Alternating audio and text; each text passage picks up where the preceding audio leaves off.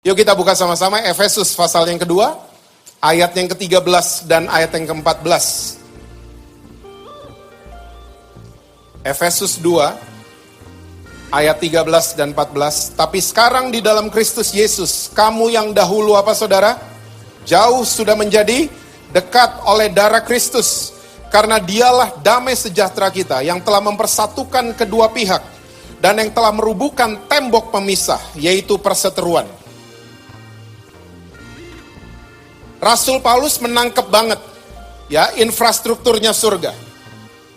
Oleh karena darah Kristus, kamu yang tadinya jauh dibuat jadi dekat.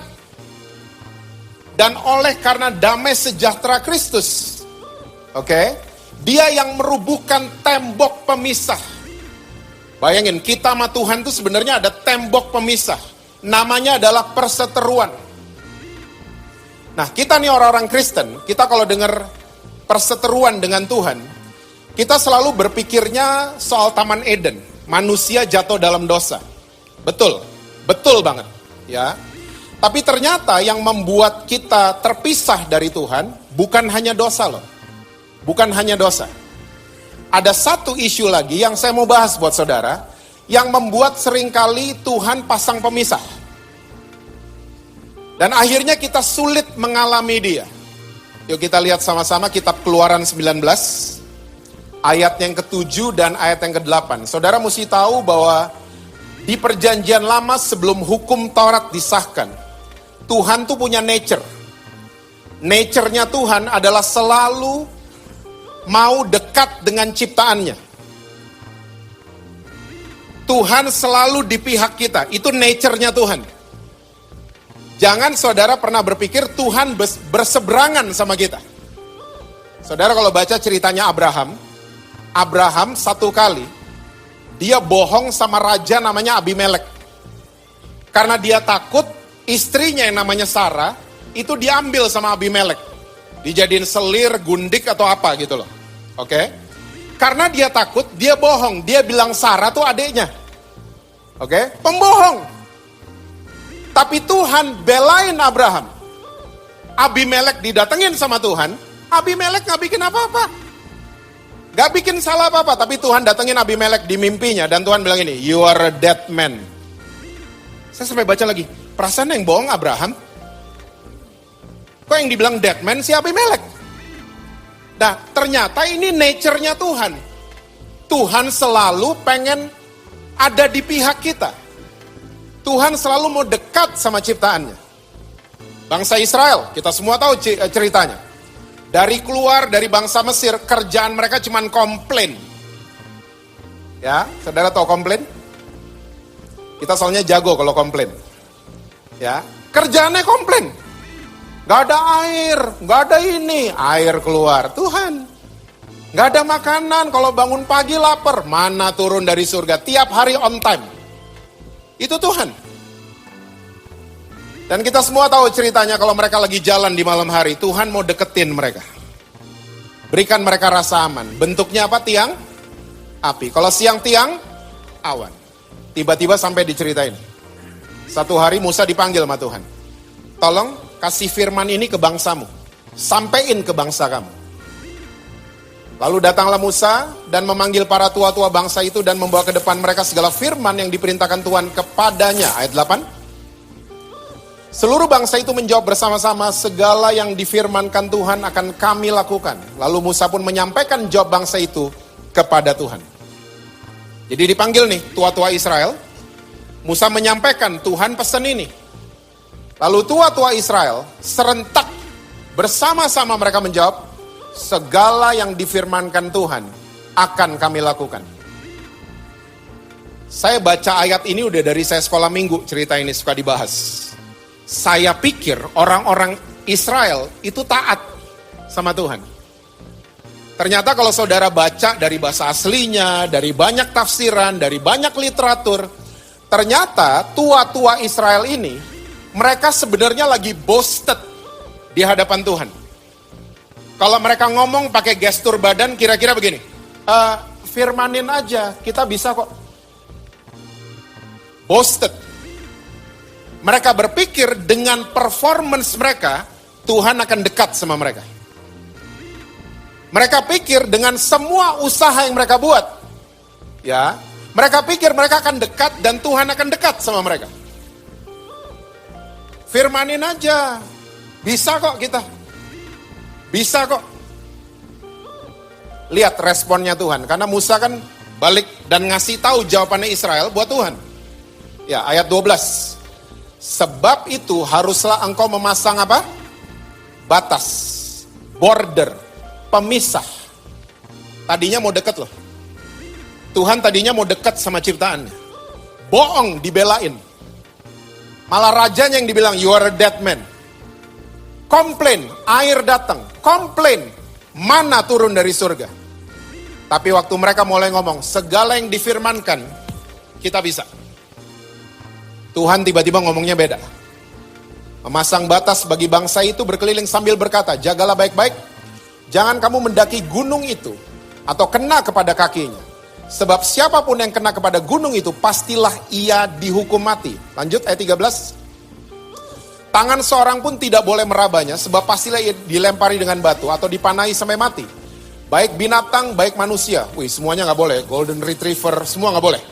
Ya, ia tidak akan dibiarkan hidup.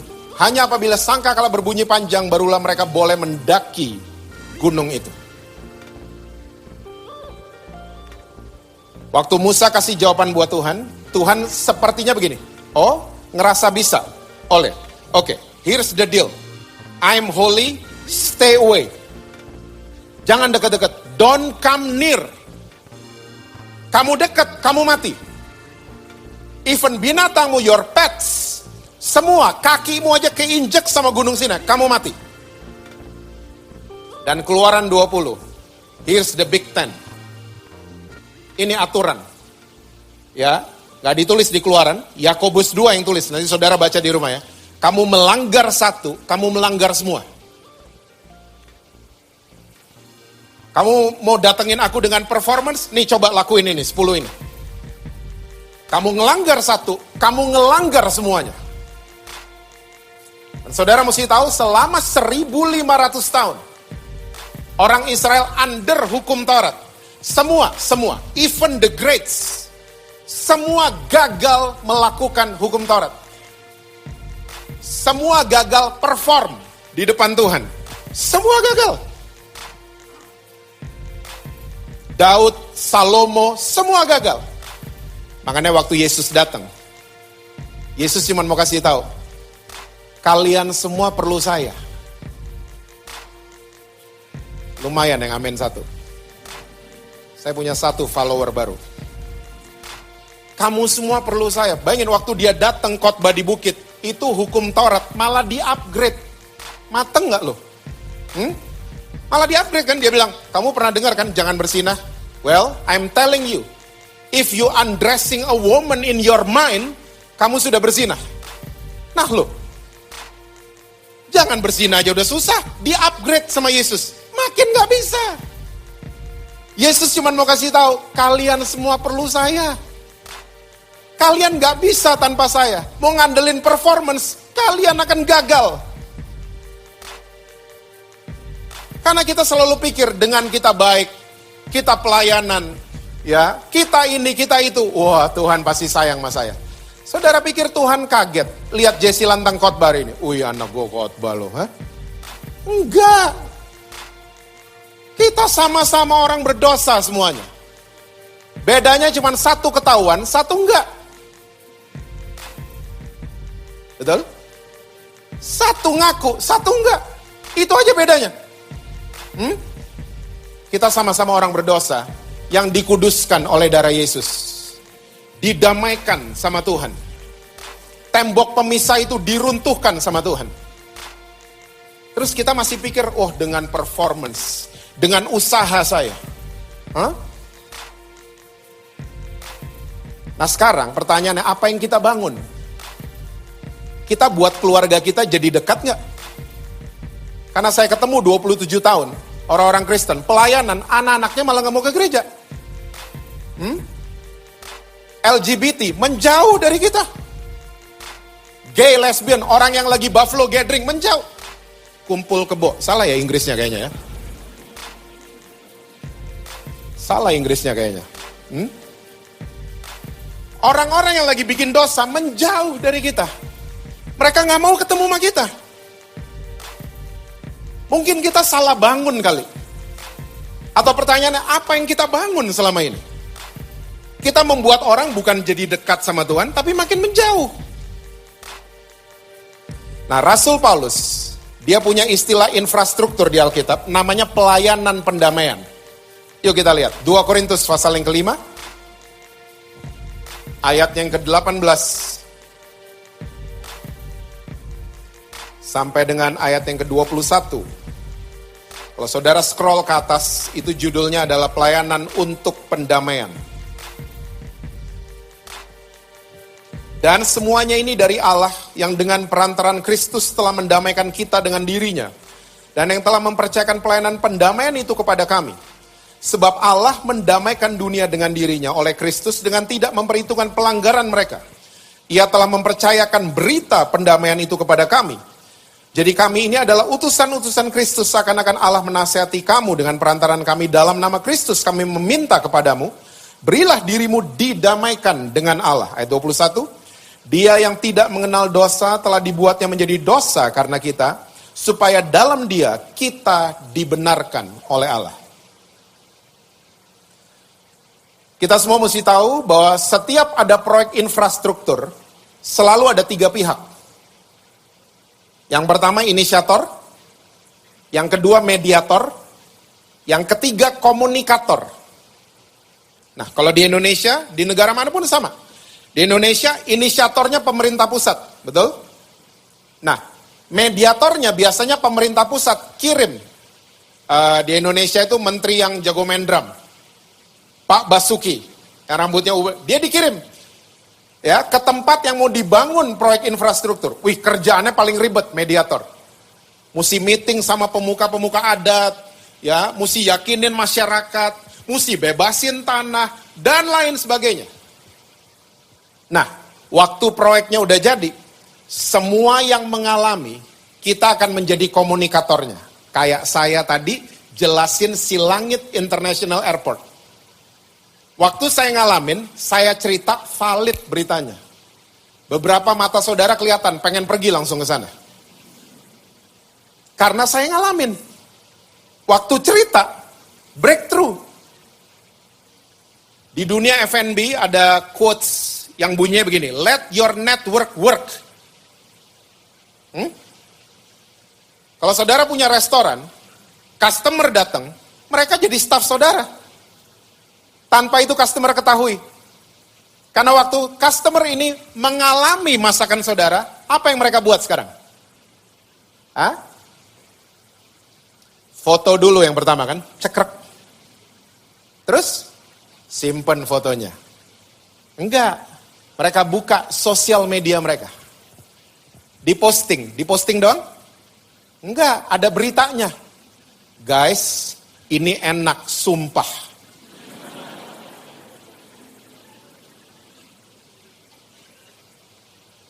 Terus di tag nggak restoran saudara? Let your network work. Sama. Waktu kita ngalamin, didamaikan dengan Tuhan, kita akan jadi a good communicator. Nah, masalahnya kita nggak ngalamin. Kita cuma jadi orang Kristen yang ngalamin kebaktian, sama ngalamin pelayanan. Salah alamat kita. Dan saya mau beritahu saudara-saudara di NDC dan yang nonton dari manapun. Waktu kita jadi orang Kristen yang cuma mengalami kebaktian dan ngalamin pelayanan, kita sedang gagal jadi pengikut Kristus. Karena pengikut Yesus yang sesungguhnya adalah mereka mengalami Tuhan. Mereka mengalami perjumpaan pribadi dengan Tuhan Yesus. Kita enggak, kita pikir perform aja cukup. Kebaktian, yang penting rajin. Kita ajarin anak-anak kayak begitu. Kebaktian ya, biar naik kelas. Kita takut-takutin mereka.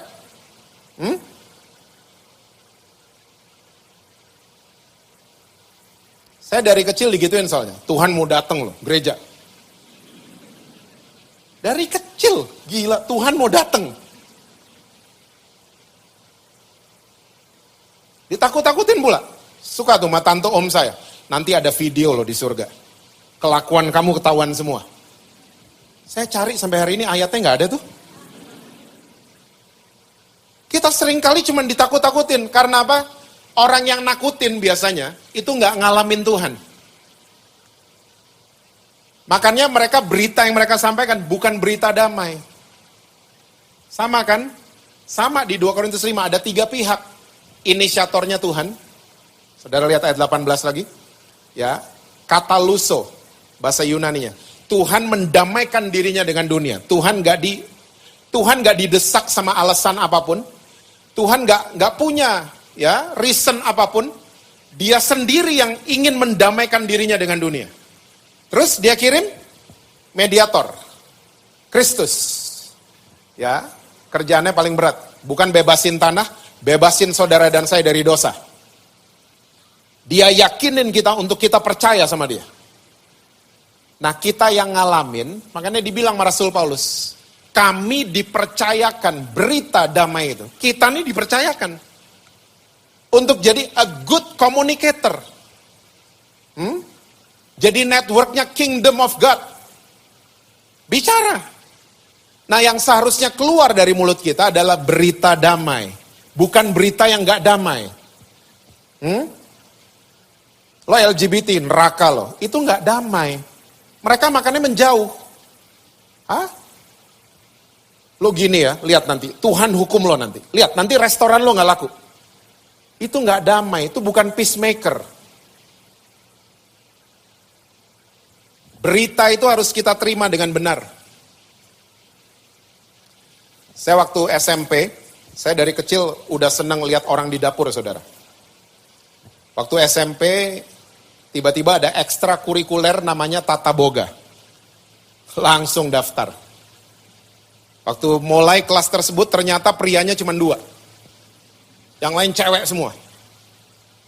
Nah satu kali di kelas Tata Boga, kita nih dapat tugas, nama tugasnya plating. Suruh dandanin piring. Dan menu yang harus ada di tengahnya itu nasi goreng. Excited banget saya.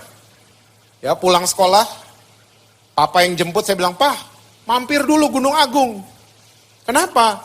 Mau lihat buku soal plating. Apa itu plating? Saya jelasin sama papa saya. Dulu soalnya nggak ada Google, saudara. Ya, saya cari, dapat bukunya. Nah, saking mungkin saya overexcited, saya sampai di rumah, tiba-tiba berita yang di kepala saya nasi goreng, salah tiba-tiba. Sampai di rumah ditanya sama mama, emang tugasnya apa? Suruh platingin apa? Gado-gado mah.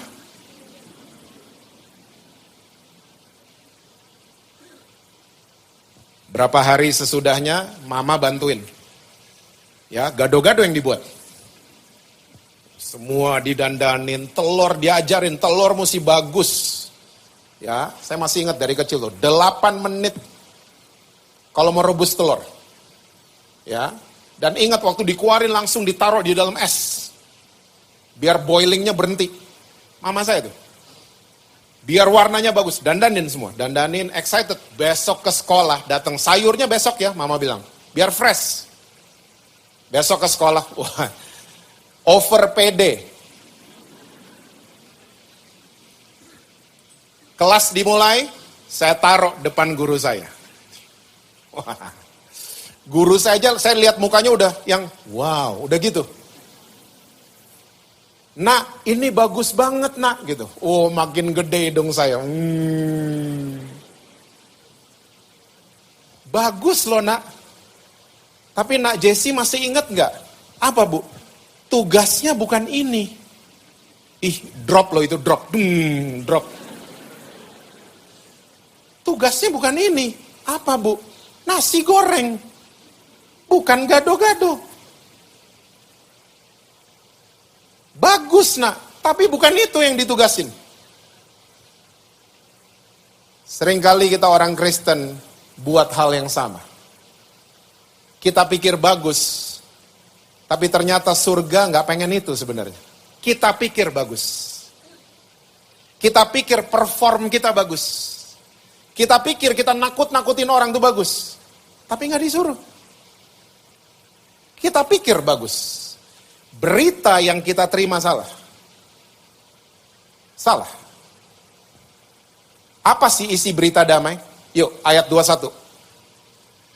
Dia yang tidak mengenal dosa telah dibuatnya menjadi dosa karena kita, supaya dalam dia kita dibenarkan oleh Allah.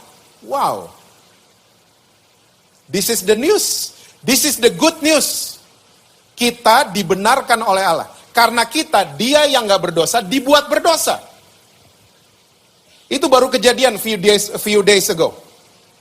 Saya sama anak saya yang nomor 2. Kita traveling berdua ke Bali. Ya, pesawatnya jam 7 pagi. Jam 7 pagi. Jam 6.30 udah ditulis boarding. Saudara tahu anak saya karena dia kerja, ya, dia syuting, dia kerja, dia sampai airport baru jam 6:16. Saya yang udah panik. Waktu dia datang santai banget, gerek covernya. Lihat-lihat handphone, gak lari-lari. Udah gemes saya. Nah, sampai di counter, singkat cerita, saya gak marah sama dia. Sampai di counter, orang pesawatnya bilang gini, Pak, udah tutup check-in-nya. Jadi gimana?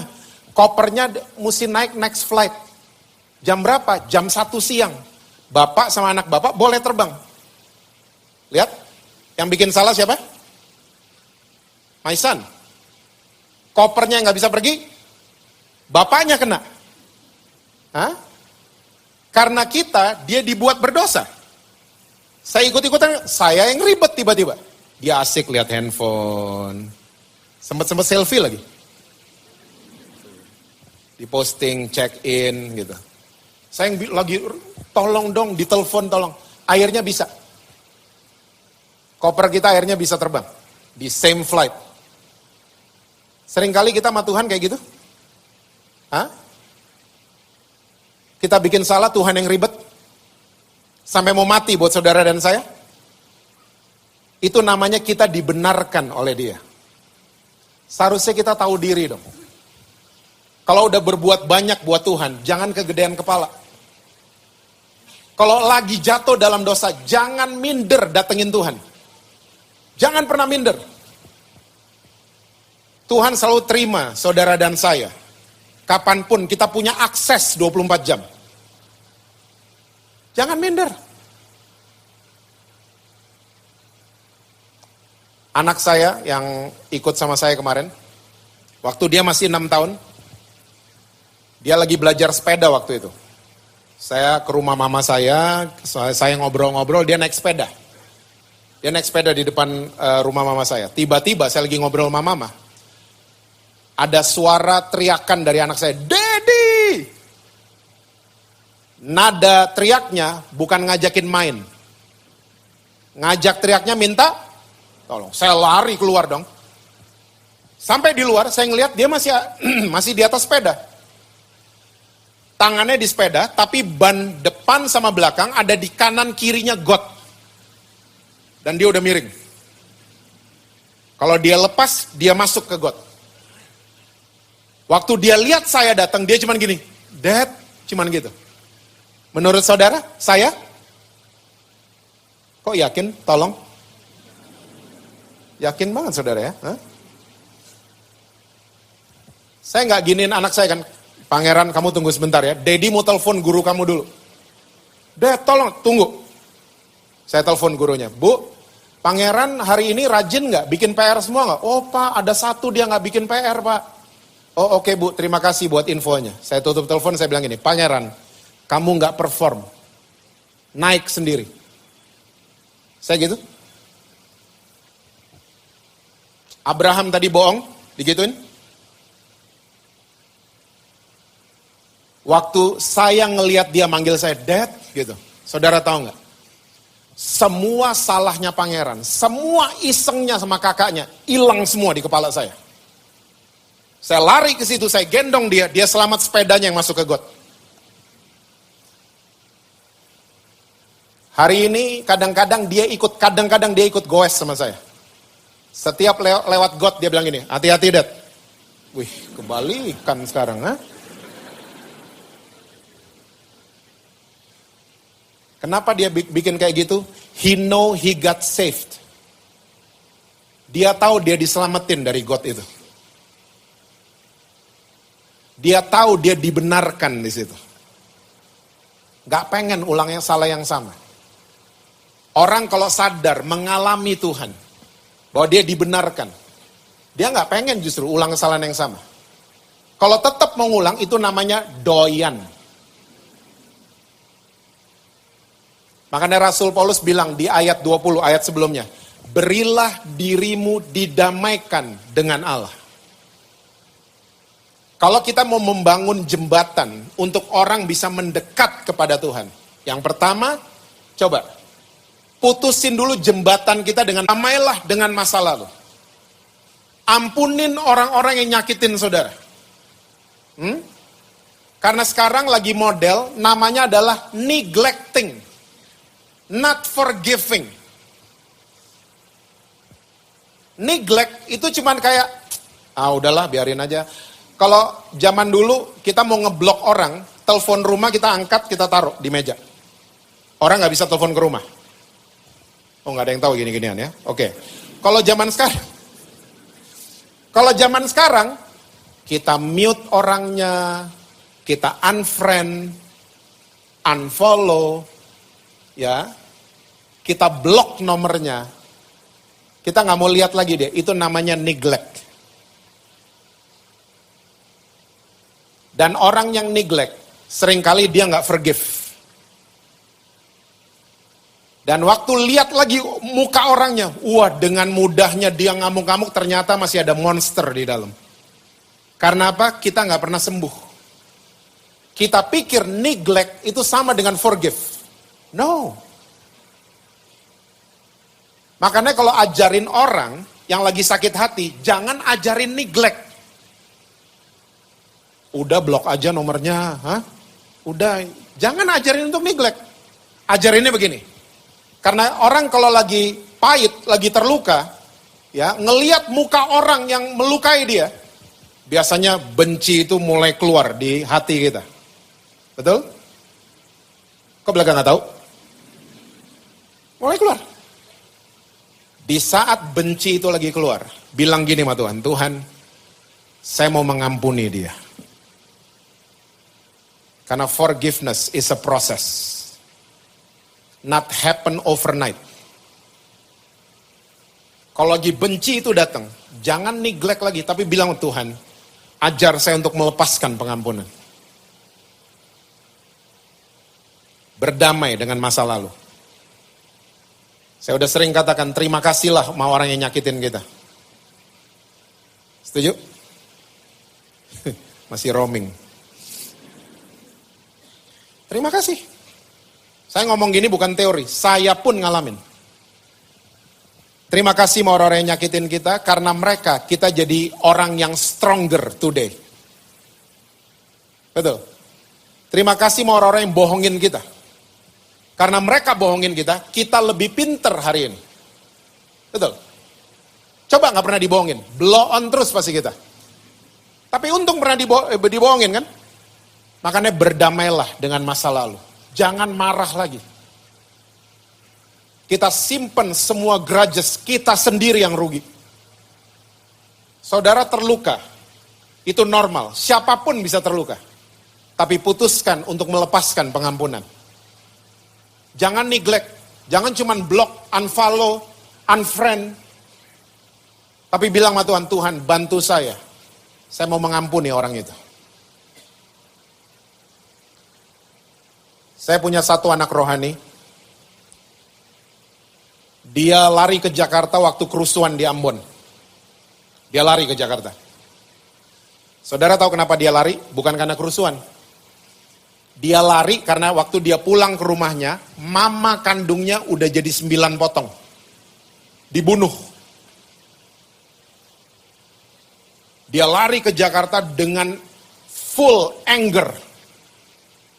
Dia bilang tekad sama dirinya, sampai Jakarta saya mau gereja dulu. Doa dulu, habis doa saya mau potong orang-orang yang kepercayaannya beda dengan saya. Dia masuk ke gereja di Jakarta benar, tapi ceritanya lain. Tuhan jamah dia. Tiba-tiba dia tinggal di rumah saya. Jadi anak rohani. Dan yang luar biasa, dia berubah bukan karena bapak rohaninya Jesse lantang, bukan. Dia berubah karena dia mau berdamai dengan masa lalunya.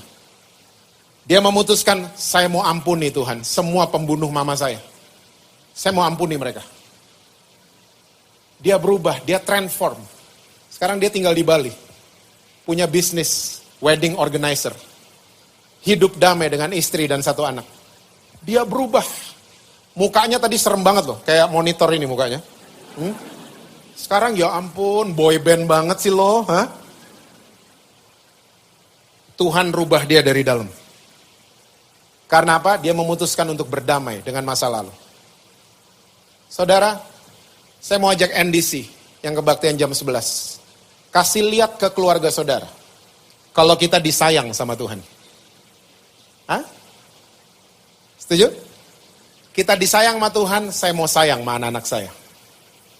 Saya di ngertiin sama Tuhan, saya mau ngertiin suami saya.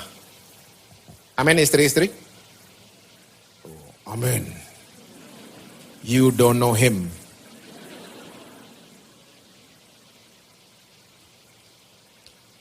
Karena saya dipeluk sama Tuhan. Karena saya diampuni sama Tuhan. Saya juga mau do the same to others. Kasih lihatnya itu. Jangan kasih lihat yang kebalik. Jangan kasih lihat saya sayang sama Tuhan. Yang mau dikasih lihat itu namanya performance yang mau dikasih lihat ke orang-orang. Dan itu bahasa sekarangnya kadrun. Kadrun selalu gitu, mau kasih lihat performance. Nih gue, di Alkitab udah ada. Namanya Petrus. Petrus tuh kadrun pertama. Selalu mau kasih lihat. Yesus cuma ngomong anak manusia akan mati dan bangkit. Mau mati juga dong. Di Taman Getsemani, kadrun banget kan. Kupingnya Malkus dipotong. Cuman mau kasih lihat, gue nih. Gue deket sama ini. Dan ciri khas kadrun yang kedua, kalau udah sendirian, ciut. Petrus waktu sendirian, cuman ditanya sama emak-emak. Bener orang Indonesia, the power of emak-emak. Cuman ditanya, kamu salah satu dari mereka gak? Kamu kan salah satunya? Enggak, dia nyangkal. Saudara tahu dosa nyangkal? Dosa nyangkal tuh parah loh. Kita datang ke reuni SMA, bawa istri. Teman-teman SMA nanya, siapa tuh? Kenalin adik gue. Wah, gila lo ya. Itu nyangkal. Kayak Abraham tadi.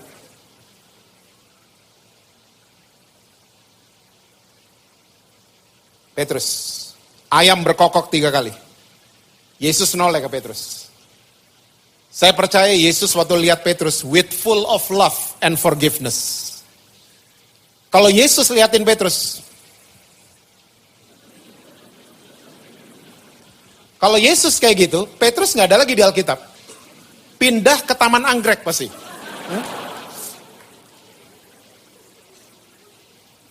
Tapi enggak kan? Makanya saya percaya dia ngelihat Petrus with full of love and akhirnya ketemu lagi. Dia yang orangnya number 1 wannabe.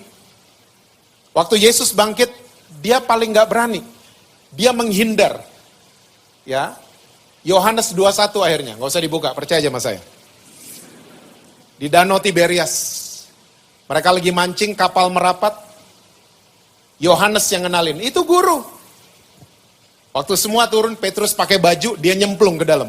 Nggak berani ketemu, pengecut nih laki. Kadrun banget kan? Dia nyemplung, dan Yesus tahu murid yang namanya Petrus bukan marinir, dia cuma nelayan biasa. Karena marinir itu bisa berenang, merak ke Bakahuni. Marinir Indonesia kalau ulang tahun begitu acaranya. Nggak tahu juga ya? Saudara tahu apa deh tadi, ha? Nah, I'm kidding. Nelayan baru kuat naik perahu dari malam sampai subuh. Nelayan gak kuat berenang. Bener, naik juga. Mau gak mau ketemu Yesus. Mau gak mau. Ini tanda udah harus selesai. Saya mau selesai kok ya. Mau gak mau ketemu Yesus. Dan zaman dulu tidak ada gadget. Zaman sekarang kita kalau salah tingkah kita lihat gadget kan. Zaman dulu nggak ada. Dan dia nggak ditoyor sama Yesus. Lo kenapa? Hah? What you did? Hah? Malah Yesus tanya soal kasih. Do you love me more than anything else? 3 kali. Petrus menangis. Dan dia berubah. Yesus mendamaikan dirinya dengan orang-orang berdosa. Orang-orang yang tadi pikirnya perform itu segalanya. Enggak. Petrus berubah bukan karena ditunjuk-tunjuk sama Yesus. Petrus berubah total karena dirangkul. Saudara, Yesus sudah katakan, diberkatilah orang-orang yang membawa damai. Karena mereka akan disebut anak-anak Allah. Saya percaya saya sedang memandang muka-muka the peacemakers di ruangan ini. Go home and make peace to your family, to your friends, and to your enemy. Tuhan berkati saudara-saudara semua. Selalu sukses, harmonis di rumah. Saya kembalikan mic ini kepada